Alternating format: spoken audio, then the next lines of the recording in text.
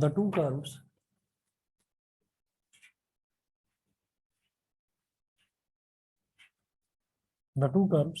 x cube minus 3xy square plus 5, x cube minus 3xy square plus 5 is equal to 0, and 3x square y minus y cube, 3x square y minus y cube minus 7 is equal to 0,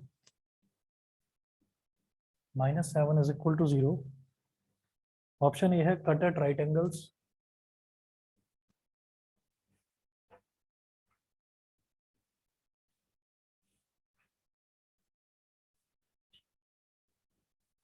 option B है touch each other,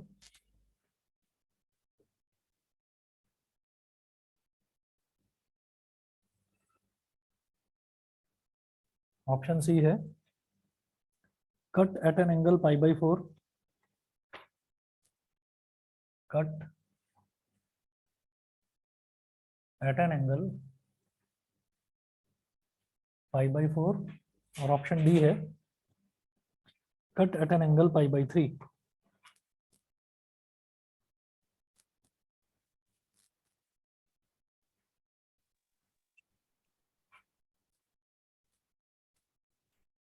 cut at an angle pi by 3.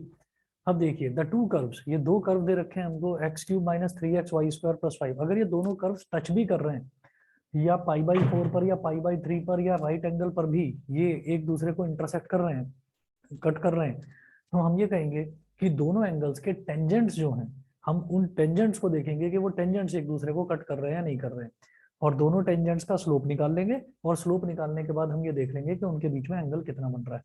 ठीक है, formula क्या देखा था कि जब जो दो टेंजेंट है, दो टेंजेंट भी तो दो स्ट्रेट लाइन ही है, तो वो जो दो स्ट्रेट लाइंस हैं उनका स्लोप पता चल जाएगा, एक का m1 एक का m2. ठीक, तो दोनों के बीच का एंगल निकाल लेंगे.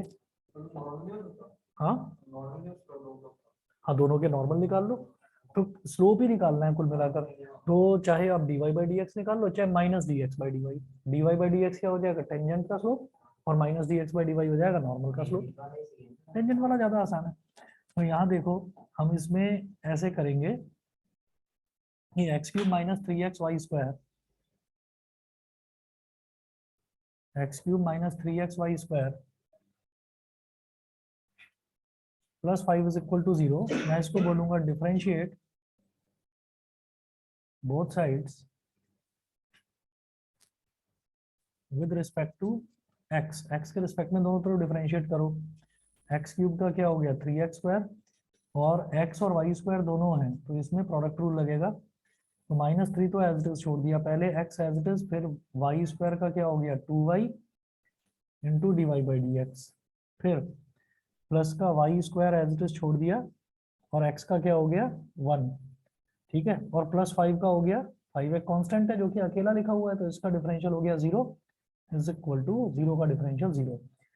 अब क्या करेंगे, इसमें 3x स्क्वायर माइनस 2 3 जा 6xy minus 6xy d y by d x, और -3 इंटू दिस, तो -3y square is equal to 0. ये हो गया. यहाँ से सिर्फ d y by d x की वैल्यू निकालनी है. तो d y by d x देखिए क्या हो जाएगा, हम ये कहेंगे कि -6xy d y by d x, इसको राइट हैंड साइड पर ले जाओ एक तरह से, ये ऐसे हो गया 3x square minus 3y square इधर, और इस तरफ इसको ले गए तो ये हो गया प्लस का 6xy d y by d x. ये हो गया. ठीक है, इधर 3 ले लिया कॉमन, ये हो गया x square minus y square is equal to 6xy d y by d x. 3 2 जा 6.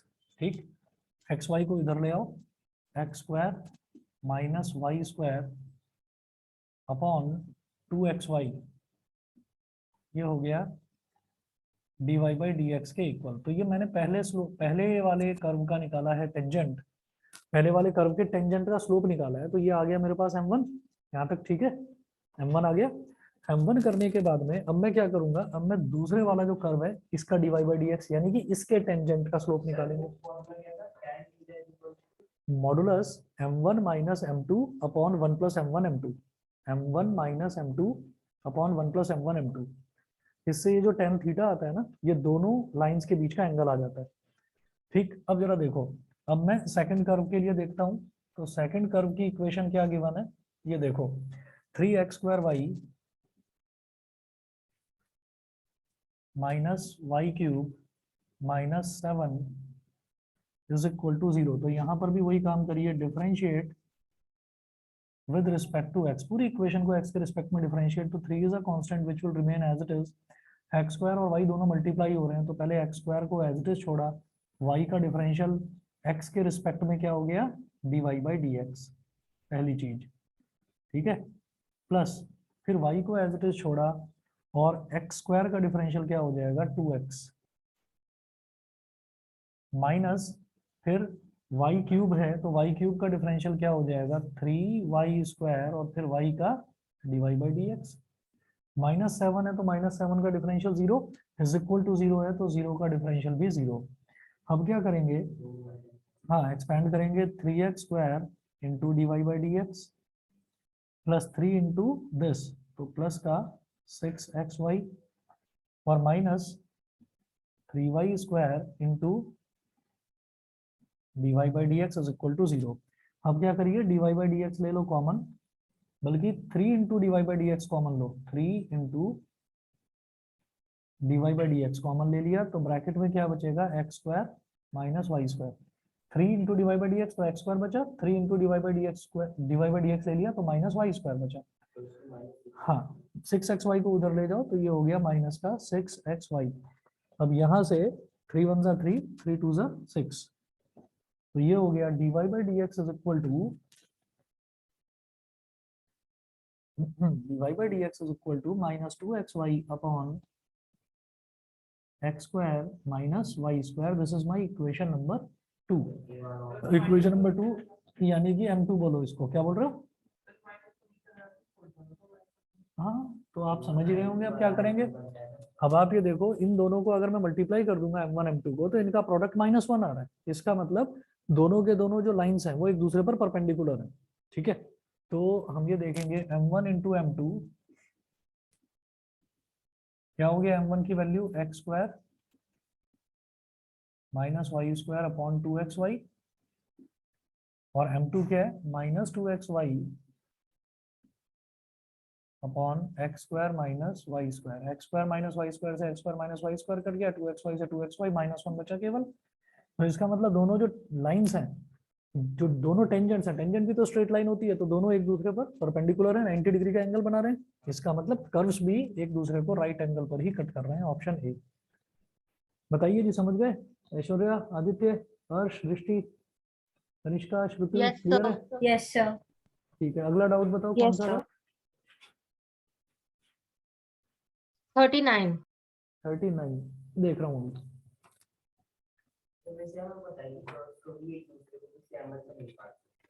कौन? नहीं काट सकते हैं। जब कर्व काटेंगे तो हम ये कहेंगे कि वो एंगल निकालने के लिए जिस पॉइंट पर वो काटेंगे ना, उसी पॉइंट पर दोनों कर्व्स पर टेंजेंट ड्रॉप कर दो।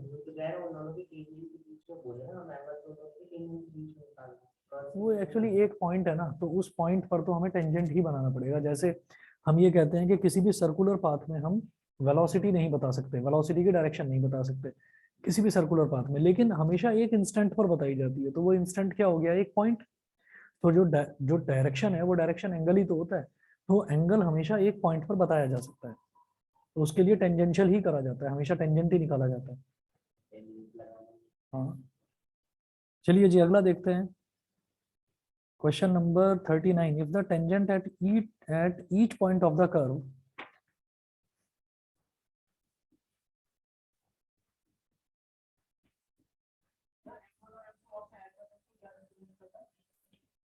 स्लोप ऑफ फर्स्ट लाइन यानी कि फर्स्ट टेंजेंट, और m2 क्या हो गया, slope of second tangent.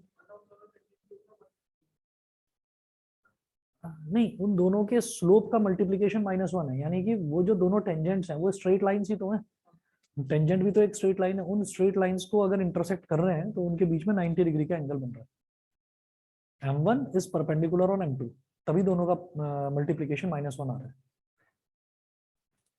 If the tangent at each point of the curve, if the tangent at each point of the curve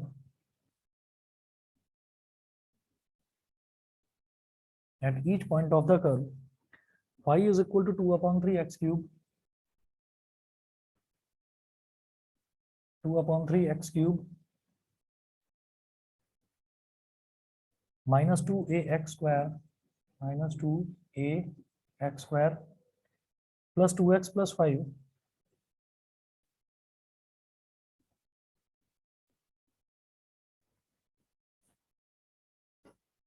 plus 2x plus 5 makes an acute angle with the positive direction of x-axis.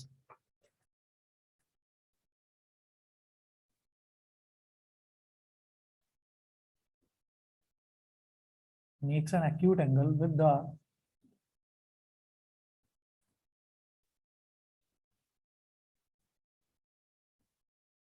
positive direction of x-axis, then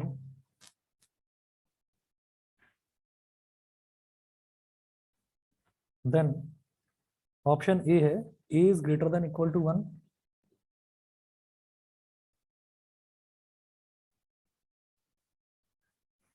a is greater than equal to 1, option B है a is greater than equal to -1, less than equal to +1, option B है sorry C है a is less than equal to -1,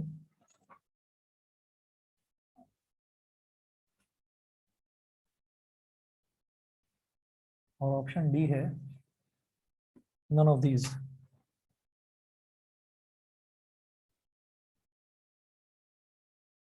None of these.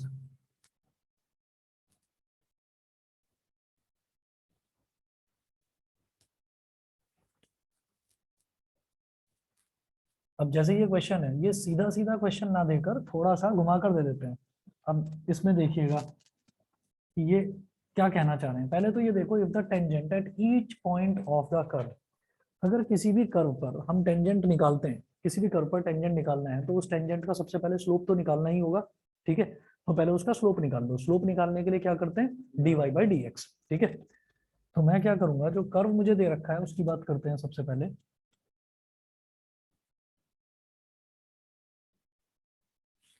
Slope of tangent to the curve, curve क्या है, y is equal to 2/3 x cube minus 2ax square plus 2x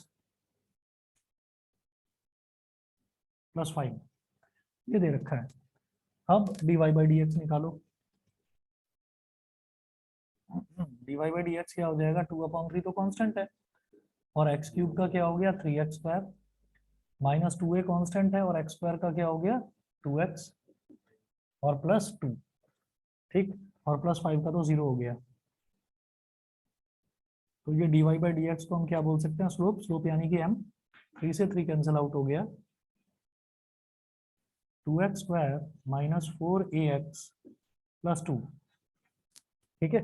अब देखो वो क्या बोल रहे हैं, if the tangent at each point of the curve makes an acute angle with the positive direction of x axis. Tangent क्या है, एक स्ट्रेट लाइन। स्ट्रेट लाइन अगर positive direction of x axis के साथ में एक्यूट एंगल बना रही है, मतलब ये एक्स एक्सिस है, ये वाई एक्सिस है, तो टेंजेंट एक स्ट्रेट लाइन है, तो एक ऐसी स्ट्रेट लाइन जो positive direction of x axis के साथ एक्यूट एंगल बना रही है। मानो ये टेंजेंट है, मान लीजिए टेंजेंट एक स्ट्रेट लाइन ही तो है, और मान लो ये कर्व था, तो इस कर्व पर एक पॉइंट पर छू के निकलने वाली लाइन को ही तो टेंजेंट बोलते हैं, और ये टेंजेंट जो है ये एक्स एक्सिस के साथ एक्यूट एंगल बना रहा है। ठीक, इसका मतलब टेंजेंट कहाँ लाई कर रहा है, टेंजेंट फर्स्ट क्वाड्रेंट में लाई कर रहा है। और फर्स्ट क्वाड्रेंट में क्या होता है, फर्स्ट क्वाड्रेंट में जितने भी ट्रिग्नोमेट्रिक रेशियोज हैं सारे पॉजिटिव। ठीक है, तो ये जो टेंजेंट है, ये टेंजेंट जब एक्यूट एंगल बना रहा है, एक्यूट एंगल मतलब 90 डिग्री से छोटा एंगल बना रहा है, ठीक है, तो इन्होंने ये भी बोल दिया कि with the positive direction of x axis पे वो एक्यूट एंगल बना रहा है, यानी कि फर्स्ट क्वाड्रेंट में ही कन्फाइंड है, इससे बाहर नहीं निकल रहा। तो इसका मतलब क्या है, इस टेंजेंट का जो स्लोप है, ये स्लोप यही तो tan थीटा होता है, ठीक है, और यही तो m होता है, ठीक है। तो इसका मतलब this tan theta is going to be positive, क्योंकि ऑल ट्रिग्नोमेट्रिक रेशियोज पॉजिटिव होते हैं फर्स्ट क्वाड्रेंट में। तो मेरा ये जो m है it should be greater than equal to 0, समझ गए। तो हम ये कहेंगे as per question,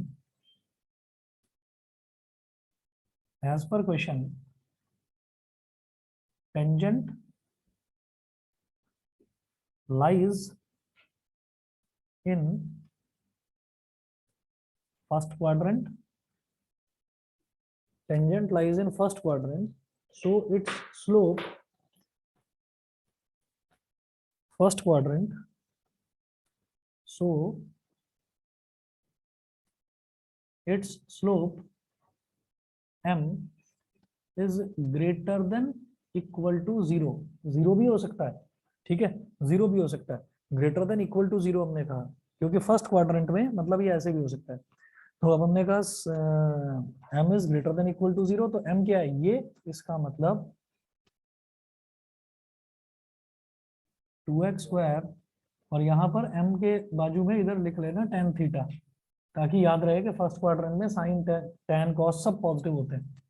2x square minus 4ax plus 2 is greater than equal to 0, ये हो गया।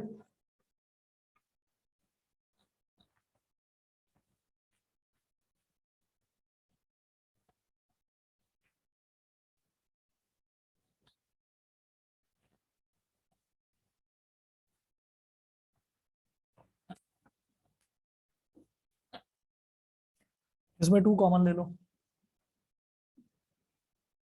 तो क्या बचेगा, x square minus 2ax plus 1 is greater than equal to 0, ये 0 के नीचे चला जाएगा तो ये तो 0 हो गया। X square minus 2ax plus 1 is greater than equal to 0, ठीक है। X square minus 2ax plus 1 is greater than equal to 0, जब ये है तो हम ये कहेंगे कि ये इसको क्वाड्रेटिक इक्वेशन को सॉल्व करने के लिए यहां से x की कुछ वैल्यूज आएंगी, x की वैल्यूज रियली आनी चाहिए, रियल आनी चाहिए, और रियल आने के लिए जो डिस्क्रिमिनेंट है वो डिस्क्रिमिनेंट 0 से बड़ा होना चाहिए, समझ गए, नहीं समझे। जो d है हम ये कहेंगे for this quadratic equation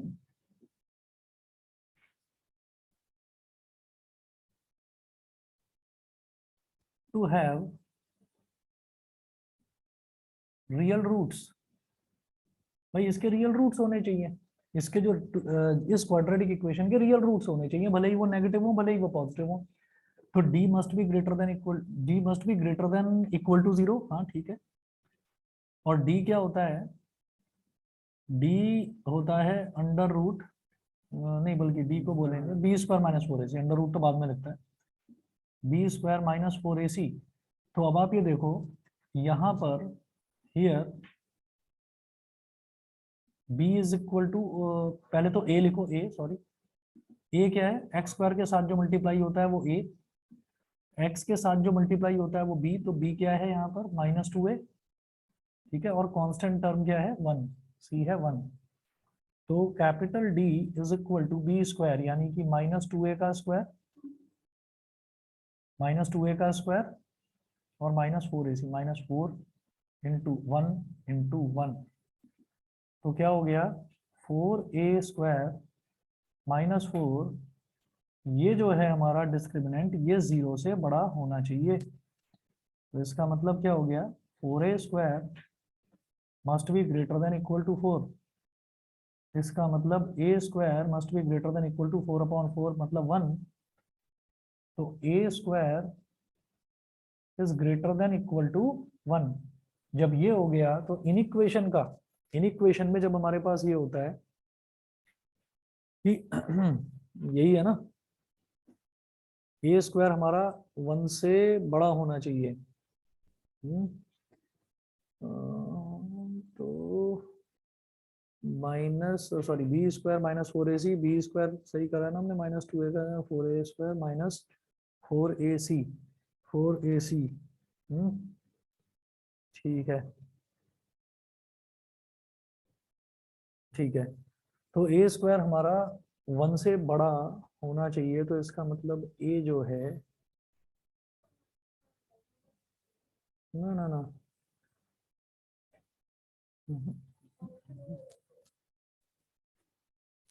option A answer क्या दे रखा है, बी पार्ट। हाँ अभी बताता हूँ कैसे करा है इन्होंने। ये फंडा तो अपना ठीक है बिल्कुल, यही चीज इन्होंने दी थी, dy/dx 0 से बड़ा। ये डिस्क्रिमिनेंट को 0 से छोटा क्यों बोल रहे हैं?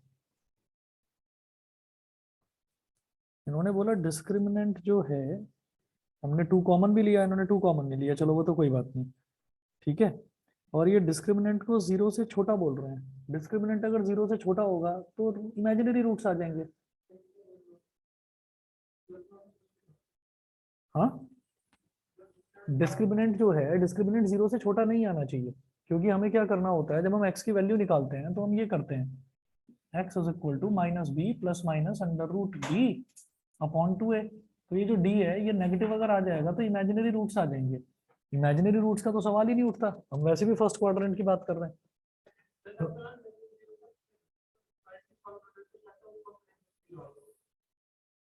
चलो वो भी देख लेते हैं।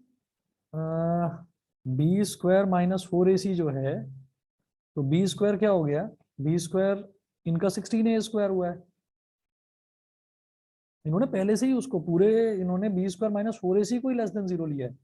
इक्वालिटी सॉल्व करते हुए नहीं आया। देखिए या तो हमसे कुछ गड़बड़ हो रही है इस क्वेश्चन में, या फिर ये इन्होंने कंडीशन गलत दे रखी है। मेरे हिसाब से अगर ए स्क्वायर 1 से बड़ा है ना, अगर ए स्क्वायर 1 से बड़ा है तो ए 1 से बड़ा होना चाहिए। ऑप्शन ए इसका बिल्कुल सही आंसर है। हाँ, नहीं, अगर ए स्क्वायर 1 से बड़ा है, ए माइनस 1 से छोटा भी हो सकता है, ए माइनस 1 से छोटा भी हो सकता है, तो माइनस 1 से छोटा -2 हो गया, और -2 का स्क्वायर क्या हो गया 4, है ना। तो नन ऑफ दीज होना चाहिए। और इन्होंने कैसे करा है भाई, एक बार मैं चेक भी कर लूंगा इसको। मुझे लगता है कि इसका ऑप्शन डी है सही। समझ गए? ऐश्वर्या क्लियर है? Yes, sir. क्वेश्चन करने का फंडा तो यही था, क्वेश्चन करने का फंडा तो यही था। अब या तो इस क्वेश्चन में, मेरे हिसाब से या तो इस क्वेश्चन में यहाँ पर 2x की जगह -2x होगा। अगर -2x हो जाएगा ना, तो क्या हो जाएगा कि ये जो c है, इस c की वैल्यू -1 बन जाएगी। c की वैल्यू -1 बन गई तो ये +4 हो जाएगा, ये +4 हो जाएगा तो ये उधर चला जाएगा, तो तब लेस देन 0 हो जाएगा, तब हो सकता है। लेकिन अब जो ये कंडीशन दे रखी है, इस कंडीशन के हिसाब से नहीं हो पाएगा। ठीक है, तो ऑप्शन डी है जो ये कंडीशंस दे रखी है। चलो जो भी है, चलिए जी बताइए, और कोई डाउट है? 49. 49 49 देखते हैं। The equation of the tangent to the curve.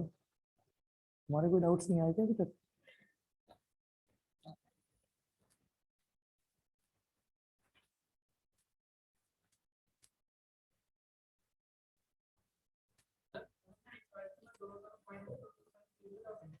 हाँ, उससे कुछ हो रहा है क्या? नहीं।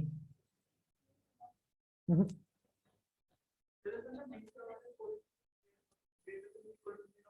हाँ, वो आप बिल्कुल ठीक कह रहे हो, लेकिन जो डी है ना, उसका मुझे स्क्वायर रूट निकालना है, तो वो हमेशा 0 से बड़ा ही आना चाहिए। क्योंकि अगर वो 0 से छोटा हो गया तो स्क्वायर रूट के अंदर नेगेटिव टर्म आ जाएगी, तो फिर इमेजिनरी रूट्स आ जाएंगे, और इमेजिनरी रूट्स हम यहाँ पर निकालेंगे नहीं। हाँ, सॉल्यूशन में इन्होंने ऐसे ही जबरदस्ती लिख दिया। यहाँ तक तो अपना बिल्कुल सही था, जो यहाँ तक बिल्कुल सही था। उसके बाद इन्होंने डिस्क्रिमिनेंट को पता नहीं कैसे लेस देन 0 लिख दिया। लेस देन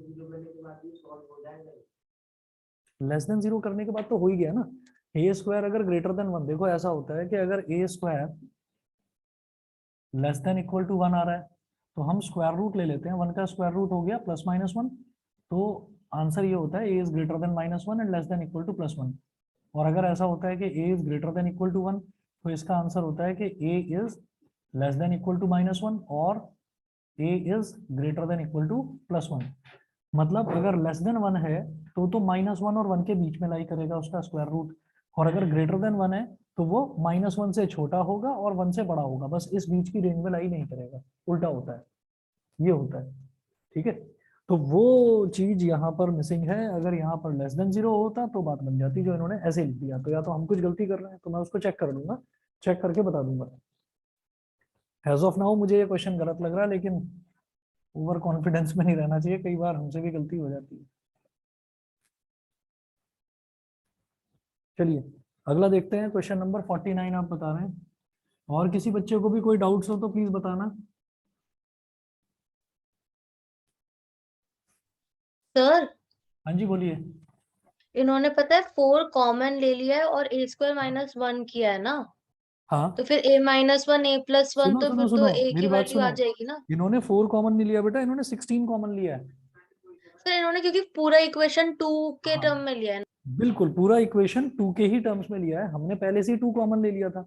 इन्होंने वो 2 कॉमन नहीं लिया, लेकिन लास्ट में इनको लेना पड़ा 16 कॉमन। लेकिन सारी चीजें ठीक हैं, कॉमन वगैरह सब लिया जा सकता है, लेकिन ग्रेटर देन जीरो को लेस देन जीरो क्यों ले लिया, ये नहीं समझ पा रहा मैं। समझ गए? इन्होंने हाँ ब्रैकेट में सर। डिस्क्रिमिनेंट को सॉल्व भी करा है, और डिस्क्रिमिनेंट को लेस देन जीरो क्यों ले लिया? या तो कोई ऐसा फंडा होता होगा कि टेंजेंट्स के जो केस हैं उसमें शायद हमारा डिस्क्रिमिनेंट आता ही लेस देन जीरो, लेकिन मुझे ऐसा लगता नहीं। मैं एक बार चेक करके बता दूंगा इसको, ठीक है ना? Okay sir. हाँ हाँ क्वाड्रेटिक आ गई। अब जब क्वाड्रेटिक इक्वेशन है, और क्वाड्रेटिक इक्वेशन क्या है, वो हमारा स्लोप है, और स्लोप ग्रेटर देन जीरो ही होना चाहिए, स्लोप ग्रेटर देन जीरो ही होना चाहिए, और वो ग्रेटर देन जीरो तभी होगा जब हमारी क्वाड्रेटिक इक्वेशन के रियल रूट्स आएंगे। सही है? खैर चलो देखो, ये अगला देखते हैं 49, the equation of the tangent to the curve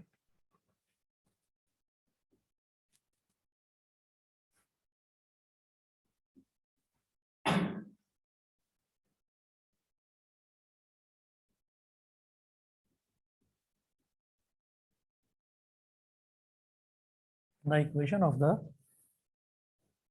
tangent to the curve y is equal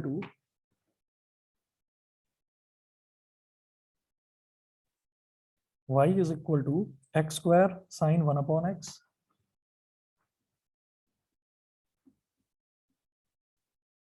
sin 1 upon x comma x। मैंने भी देखा, ये वाला तो नहीं था इस तरह का, 39 वाला नहीं था। x is less than equal to x is not equal to 0 और 0 when x is equal to 0। Actual में क्या है ना कि हम ये नहीं कह सकते कि ये क्वेश्चन एग्जैक्टली आएगा या नहीं आएगा, पर इस तरीके के क्वेश्चंस करने से ना दिमाग थोड़ा सा खुलता है, हम थोड़ा सा सोचना शुरू कर देते हैं। जैसे इस क्वेश्चन में हमको, इस वाले क्वेश्चन में हमें एक चीज समझ में आ गई कि वो डायरेक्टली ना देकर वो हमको ये भी दे सकता है कि tangent which is making up an acute angle with the positive direction of x axes, तो उससे मुझे ये समझ में आ जाएगा कि हमें स्लोप को पॉजिटिव लेना है, क्योंकि टेन थीटा वहां पर फर्स्ट क्वाड्रेंट में पॉजिटिव रहता है। तो इन क्वेश्चंस को करने से छोटी छोटी चीजें जो हम कहीं ना कहीं भूले बैठे हैं वो चीज दिमाग में आती है, तो दिमाग थोड़ा सा खुलता है। वो चीज है, एग्जैक्टली क्वेश्चन यही आएगा ये नहीं कहा जा सकता, लेकिन प्रैक्टिस करने से फायदा होता है। देखिए x square into sine 1 upon x, ये हो गया। The equation of the tangent to the curve this at the origin is at the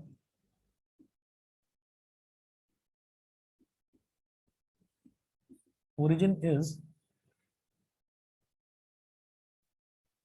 option A है x is equal to 0, B है x इज इक्वल टू y।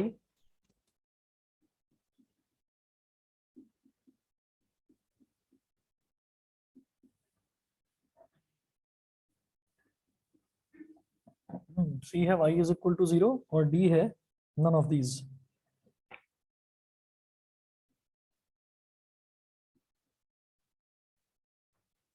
B है none of these.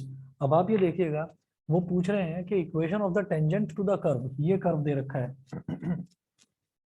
Eight the origin. तो दिमाग में एकदम से ये आता है कि अरे कर्व जो है वो तो y is equal to zero ही बैठ रहा है at the origin. At the origin तो curve y is equal to zero ही होगा। x is equal to zero, x is equal to zero ही तो हमारा ओरिजिन होता है। तो x is equal to zero पर कर्व तो y is equal to zero होगा, लेकिन उस पर हमको टेंजेंट बताना है। ठीक है, तो चाहे तो मेहनत कर लो और चाहे तो मेहनत मत करो इस क्वेश्चन में। ऑप्शन सी कैसे बराबर? ऑप्शन सी वो पूछ रहे हैं equation of tangent to the curve. तो जरा एक चीज देखो, वो एट द ओरिजिन पूछ रहे हैं, तो इसको सॉल्व करने की भी जरूरत नहीं है। आप ये देखिए, ये y, ये y डैश, ये x, ये x डैश। ठीक है, तो इक्वेशन ऑफ कर्व तो देखो पहले। इक्वेशन ऑफ कर्व ओरिजिन पर, इक्वेशन ऑफ कर्व जो है वो क्या होगा, क्योंकि जब वो टेंजेंट भी ओरिजिन पर पूछ रहे हैं तो ओरिजिन पर ही देख लो इक्वेशन ऑफ कर्व क्या है। इक्वेशन ऑफ कर्व दे रखा है y is equal to zero. Origin, origin क्या है, x is equal to zero, origin ही तो होता है। ठीक है, तो उस पर कर्व की इक्वेशन क्या है, y is equal to zero. y is equal to zero किसको बोलते हैं, x एक्सिस को ही तो बोलते हैं। ये जो x एक्सिस है या कोई भी स्ट्रेट लाइन है, क्या आप उस पर कोई टेंजेंट ड्रॉप कर सकते हो? बताओ, नहीं कर सकते ना। हाँ तो वो भी बन गया, जब x is equal to zero है तो curve y is equal to zero है। हाँ, लेकिन x is equal to zero को क्या बोलते हैं ये बताओ? ठीक है, x is equal to zero को y एक्सिस बोलते हैं, पूरा का पूरा y एक्सिस। तो इस पूरे के पूरे y एक्सिस पर हर जगह x is equal to zero होगा। ठीक है, और यहाँ पर ये बोल रहे हैं x is equal to zero पर y is equal to zero भी है। ठीक है, तो ओरिजिन हो गया। तो उसी पॉइंट पर वो पूछ रहे हैं, उसी पॉइंट पर आप इक्वेशन बता दीजिए टेंजेंट की। तो टेंजेंट की इक्वेशन क्या होती है बेटा, y is equal to m into y minus y one, sorry ये वाला ही बताया था ना हमने बस, m into x minus x one. अब x1 और y1 दोनों जीरो जीरो हो गए। ठीक है, तो ये क्या बन जाएगा, y is equal to m x बन जाएगा सिंपली। ठीक, y1 जीरो हो गया, x1 जीरो हो गया, तो y is equal to m x हो गया। अब m क्या है, m है स्लोप। और स्लोप कैसे निकलेगा, जब टेंजेंट, जो ये जो इक्वेशन ऑफ कर्व है, तो स्ट्रेट लाइन पर टेंजेंट कहाँ जाएगा, कहीं भी नहीं, उसके पैरेलल। उसके पैरेलल तो इसका मतलब क्या है कि जो एंगल है वो बन ही नहीं रहा, यानी कि जीरो है। जब एंगल जीरो है तो tan जीरो कितना होता है, tan जीरो ही तो होता है स्लोप, tan जीरो जीरो हो गया, zero into x zero, y is equal to zero, y is equal to zero ही आ जाएगा इसका, ऑप्शन सी। भाई आपको स्लोप, आपको टेंजेंट निकालना है, तो टेंजेंट किसी एक पॉइंट पर निकालोगे तो वो टेंजेंट उसको छूते हुए निकल जाए, वो उसको छूते हुए निकल जाए। तो इस पर कहीं कर्व ही नहीं बन रहा, कहीं कर्व होता तो उस पर टेंजेंट बने। जब कर्व ही नहीं बन रहा तो हम ये कहेंगे कहाँ होगी, उसके अलावा ही होगी, ये बोल देते हैं। हाँ, जहां पर ओरिजिन को टच कर रहा है। और अगर आप कहें तो इसको हम कर भी सकते हैं, सॉल्व भी कर सकते हैं। हमें क्या करना होगा कि ये जो इक्वेशन दे रखी है, ये जो कर्व दे रखा है, इस कर्व का मेरे को डीवाई बाई डी एक्स निकालना होगा। डीवाई बाई डी एक्स जब निकालेंगे, फिर उसमें हम एक्स और वाई दोनों की वैल्यू जीरो जीरो डाल देंगे, करके देखें। वैसे जरूरत नहीं है इसकी। ठीक है, और बताइए बेटा, कोई और डाउट हो? अगर कहो तो जैसे इन्होंने करा है ना कैलकुलेशन, हम उस तरह से भी कर सकते हैं। और इन्होंने, ये जो तुम्हें दिखाई दे रहा होगा कि इन्होंने लिमिट वगैरह लगाकर करा है, तो वो लिमिट इस वजह से लगाया, इन्होंने इसको फर्स्ट प्रिंसिपल से डिफरेंशिएशन करा है इसका। हम डायरेक्ट कर सकते हैं प्रोडक्ट रूल लगाकर, रिजल्ट सेम आएगा। समझ रहे हैं? Yes sir. डिफरेंशिएट करके हमें एक्स और वाई दोनों की जगह जीरो रख देना है, जहां जहां पर एक्स आए, जहां जहां पर वाई आए, हमें जीरो रख देना है। ठीक है, बस ये करना है। हाँ जी, और बताइए। 57। कौन सा? 57। 57। चलिए जी, ये नोट करिए question. The abscissa of the point, abscissa, हम एक्स कोऑर्डिनेट को एब्सिसा बोलते हैं। वाई वाला जो कोऑर्डिनेट है उसको बोलते हैं ऑर्डिनेट।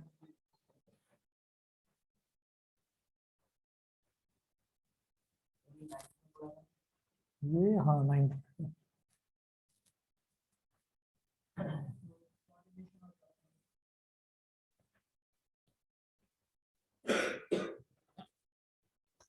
57 देखिए, the abscess of the point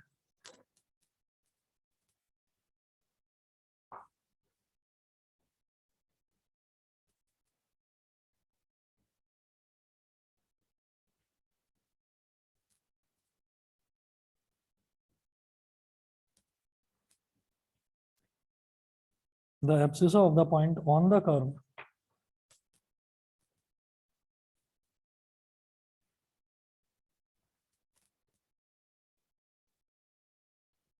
three y is equal to 6x minus 5x cube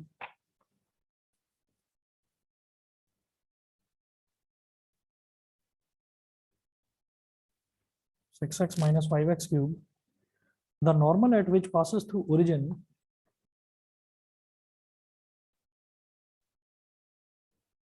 the normal at which passes through origin is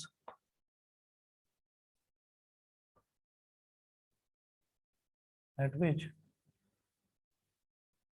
passes through origin is passes through origin is option A है 1, B है 1/3,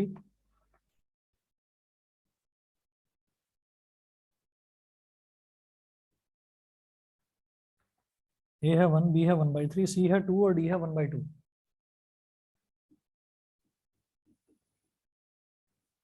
The abscissa of the point होता है हमेशा x1 y1, ठीक है.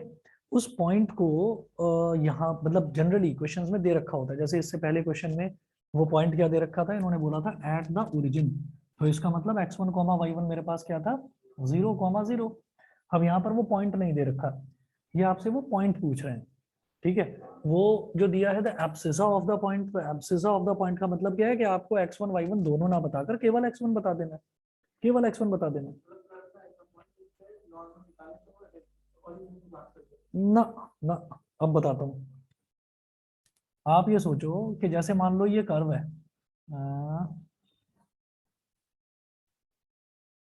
हाँ मान लीजिए ये कर्व है और ये कर्व पर ये टेंजेंट हो गया और इस पॉइंट पर जहां पर टेंजेंट होता है वहीं पर नॉर्मल ड्रॉप होता है, तो ये नॉर्मल है, ठीक है. अब ये जो नॉर्मल है ना, पॉइंट ऑफ कांटेक्ट क्या है x1 y1. कर्व की इक्वेशन ये दे रखी है 3y is equal to 6x minus 5x cube. ये जो नॉर्मल है, ये नॉर्मल आगे कहीं जाके ओरिजिन से भी पास हो रहा है, लेकिन ये वाले पॉइंट नहीं है ओरिजिन.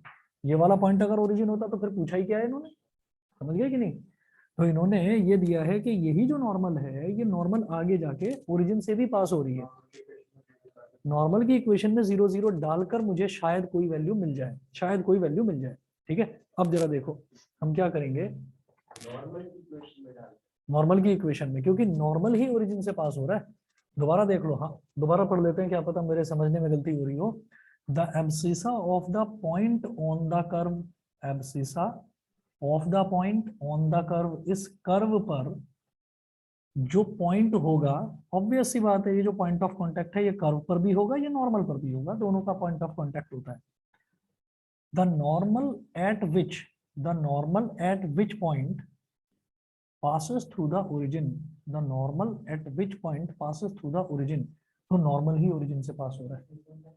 नहीं कुछ मिसिंग नहीं है, हो जाएगा, हो जाएगा, ट्राई करो. अरे स्टेटमेंट में तो ऐसा होता है कि कुछ भी मिसिंग नहीं है वैसे इसमें. खैर पहले आप नॉर्मल की इक्वेशन निकालो, नॉर्मल की इक्वेशन निकालने से पहले मुझे dy/dx निकालना है, ठीक है. तो हाँ हम ये देखेंगे y कितना है,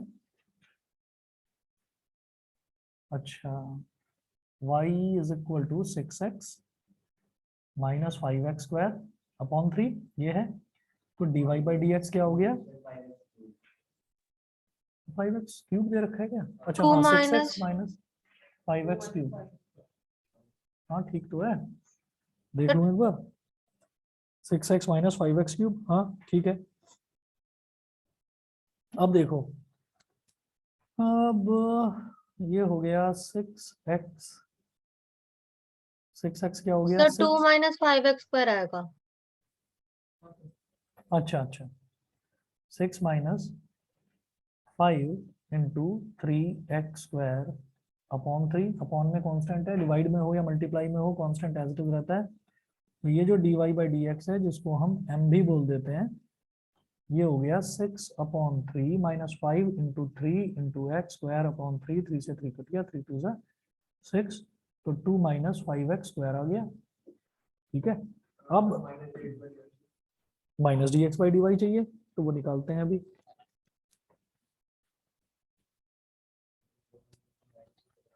हाँ,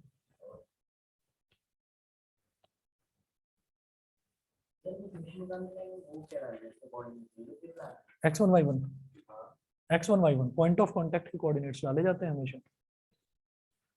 अब देखिए, अब पहले रुक जाओ, पहले इक्वेशन तो निकाल लेने दो, फिर आते हैं उस पर भी।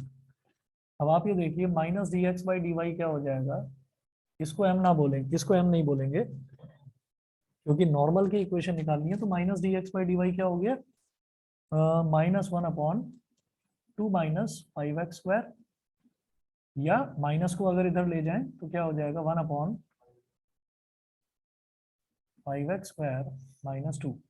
ठीक है, तो अब हम ये कहेंगे कि minus d x by d y at x1 comma y1, at x1 comma y1 क्या हो जाएगा 1/5x1² माइनस 2। समझ गए कि नहीं?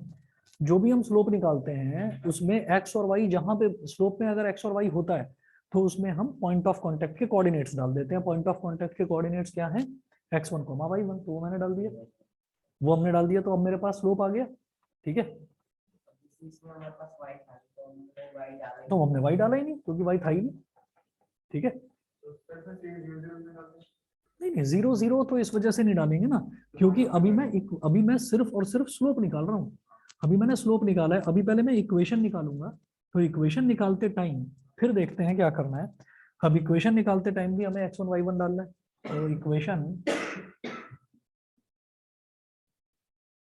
ऑफ नॉर्मल,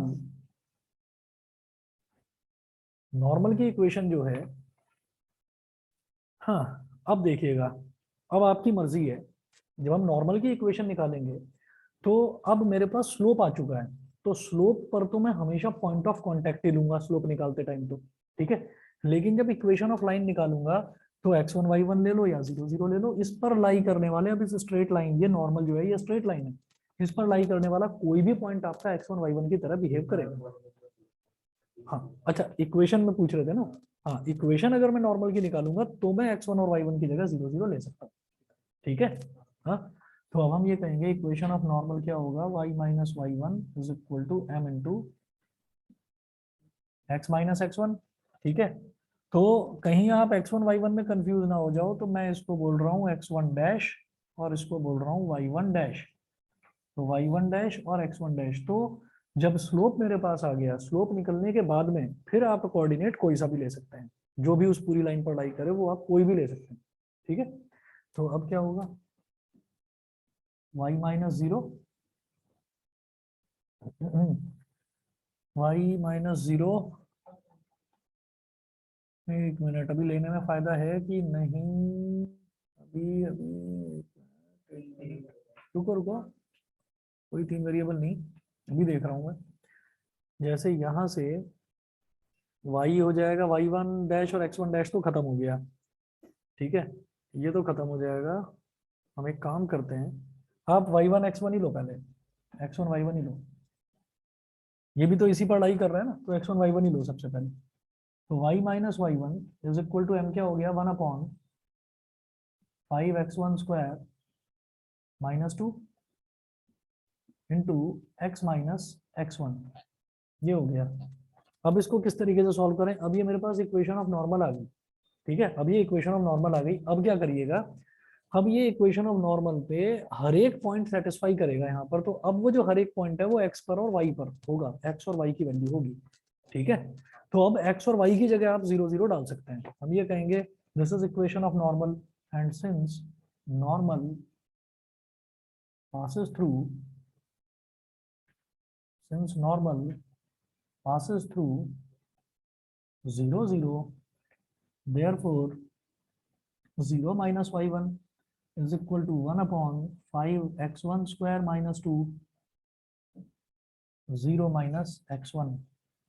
ठीक, यहां तक सभी को क्लियर है? ऑनलाइन वाले बच्चे भी बता दें। Yes sir. Yes sir. Yes sir. ठीक है, अब जरा देखो मैं आगे क्या करूंगा। यहाँ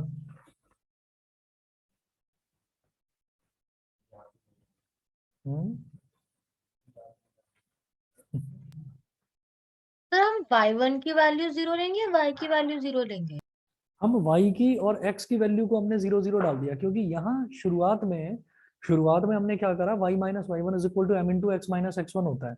एम में निकाल चुका हूँ ये, तो x1 y1 मैंने वही लिया जो x1 y1 था। वो लेने के बाद में अब x और y क्या है, अब मेरे पास इक्वेशन आ गई नॉर्मल की, तो नॉर्मल जिस जिस रास्ते पर पास होती जाएगी वहां के जो भी कोऑर्डिनेट्स हैं सबको सेटिस्फाई करेगी। तो हम x और y की जगह 0 0 डालेंगे। तो मैंने x की जगह 0 और y की जगह 0 डाल दिया। समझ गए? Yes sir. ठीक है, तो ये क्या हो गया मेरे पास, इधर बनेगा minus y1 is equal to minus x1 upon 5x1 square minus 2, minus से माइनस कैंसिल आउट हो गया, तो क्या हो गया, y1 is equal to x1 upon 5x1 square minus 2। यहां तक क्लियर? अब इसको बोल दो इक्वेशन नंबर 1, इसको इक्वेशन नंबर 1 बोल दीजिए। अब मैं क्या करूंगा, since the curve also passes through, since the curve also passes through x1 comma y1, ये जो कर्व की इक्वेशन है पॉइंट ऑफ कांटेक्ट तो कर्व को भी सेटिस्फाई करता है। Curve also passes through x1 comma y1, therefore 3y1 is equal to 6x1 minus 5x1 cube. समझ गए? ठीक है, और अब मैं क्या करूंगा, अब मैं y1 की जगह ये वैल्यू डाल दूंगा। ठीक है, फ्रॉम इक्वेशन 1 3 इंटू y1 की जगह अब ये वैल्यू डाल दो। y1 और x1 में रिलेशन हम निकाल चुके हैं। y1 की वैल्यू क्या आ गई, x1 upon 5 x1 square minus 2 is equal to 6x1 minus 5x1 cube. ठीक, इतना हो गया। अब क्या करें, यहां से ले लो x1 common, 3x1 upon 5x1 square minus 2 is equal to, यहां से x1 कॉमन ले लिया, क्या बचा 6 माइनस 5x1 स्क्वायर, एक x1 से एक x1 कट गया। अब है क्या, अब मुझे ये लग रहा है कि मैं इसको इधर ले जाऊं, मैं इसको इधर ले जाऊं और फिर सिंप्लीफाई करूं। ठीक है, लेकिन फिर मेरे को कुछ क्वाड्रेटिक इक्वेशन बनती हुई नजर आ रही है, क्वाड्रेटिक इक्वेशन बनती हुई नजर आ रही है, तो करेंगे तो क्वाड्रेटिक को ही सॉल्व, लेकिन लंबा मेथड नहीं हो गया। जब मेरे को ये 4 ऑप्शंस दे रखे हैं तो मैं x1, ये सब एब्सिसाई तो दे रखे हैं, सब x1 की तो वैल्यू दे रखी है, मैं एक एक करके सारी वैल्यू डालकर देख लूंगा कौन सा सेटिस्फाई कर रहा है। जैसे मैंने x1 की जगह 1 डाल दिया, तो 5 इंटू 1 का स्क्वायर यानी कि 5 माइनस 2 3 अपॉन 3, 1 आ गया, लेफ्ट हैंड साइड 1 आ गया। यहाँ पर 1 डालो, 6 माइनस 5, ये भी 1 आ गया, तो ऑप्शन ए सेटिस्फाई कर रहा है, ऑप्शन ए सही हो गया, खत्म। Good evening, good evening. Option B डालकर देख लो, ऑप्शन बी डालकर देख लो, तो ये क्या हो जाएगा 5 अपॉन 9 माइनस 2, तो 5 माइनस 18 माइनस 13 अपॉन 2, नहीं माइनस 13 अपॉन 9, माइनस 13 अपॉन 9, तो 27 अपॉन माइनस 13 आ रहा है। और इधर करके देखिए, हाँ हाँ ऑप्शन ए ही ठीक है, आप बाकी भी डालकर देखिए x1 की वैल्यू, तो वो सेटिस्फाई नहीं करेगा, सिर्फ ये ही सेटिस्फाई कर रहा है इसको। अच्छा इक्वेशन से ही कर लिया, हाँ उसमें आप क्या कर सकते हैं कि x1 स्क्वायर को t मान लिया और फिर x1 की पावर 4 हो जाएगी, वो t स्क्वायर बन जाएगा, क्वाड्रेटिक सॉल्व कर लेना, t की वैल्यू आपकी 1 आ जाएगी। समझ गए भाई, क्लियर है? Yes sir. Yes sir. ठीक है, चलिए जी सही है, फिर आज के लिए इतना ही। और जैसे मैं प्लान कर रहा था, आज भी नहीं हो पाया, हम एक काम करते हैं कि कल आप लोग प्रिपेयर रहिएगा, किसी को कोई प्रॉब्लम हो तो बता देना अभी, मैं 3:30 से 4:30 और फिर 4:30 से 5:30 ये 2 क्लास ले सकता हूँ लगातार, एक मैथ्स की फिर एक फिजिक्स की। ठीक है, किसी को अगर कोई प्रॉब्लम है तो अभी बता दीजिए, नहीं तो फिर मुझे ना एक एक को फोन करके पूछना पड़ता है। 3:30 से 5:30 लगातार एक स्ट्रेच में 2 घंटे की क्लास में कल ले सकता हूँ, तो उसमें कोई प्रॉब्लम तो नहीं है? नहीं सर। तो हाँ हाँ हाँ हाँ, 3:30 से 4:30 ही मैथ्स की लूंगा, क्योंकि वैसे 4:30 से 5:30 कल फिजिक्स की होती है। ठीक है, तो किसी को कोई हो प्रॉब्लम तो प्लीज मेरे को अभी बता दीजिए। बाकी बच्चे जो अभी ऑनलाइन नहीं है उनसे मुझे फोन करके पूछना पड़ेगा। ठीक है, इसीलिए मैं अभी कंफर्म नहीं कर रहा हूँ। ठीक, 4:30 से 5:30 फिजिक्स की क्लास जो रेगुलर टाइम पर है वो तो अपनी होगी ही होगी। 3:30 से 4:30 मैथ्स की ले सकता हूँ। ठीक है, चलिए जी, okay thank you sir. Okay thank you sir. Thank you sir. Okay.